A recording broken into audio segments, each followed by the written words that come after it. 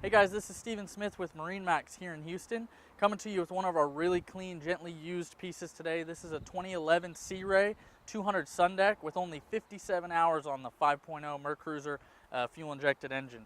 We're at the bow right now where you can see on the Sundeck a trademark that Sea Ray did on this boat where it's kind of enlarged so you can have two full-size people laying out here or even multiple people hanging out up front. You've got some storage back here under the console as well as the helm. Pull-out cooler there, and also this is a 20-foot boat that's equipped with a head, which is a really unique feature for a boat in this size. You've got, of course, a swivel captain's chair with the nice dash that you'd expect from a Sea Ray, wood grain, stainless steel, things like that. It does have a Sony sound system in it, which is an upgrade for the year. On the passenger side of the boat, you've got a flip-up lounger here that falls down and turns this into a full laying area. As we move back, of course, you have storage under all these cushions. You can see we've got a really clean engine compartment, 5.0 liter MPI V8 from Mercruiser.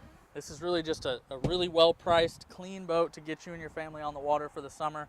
Come see it today at Marinemax in Houston. And my name's Steven. Thanks.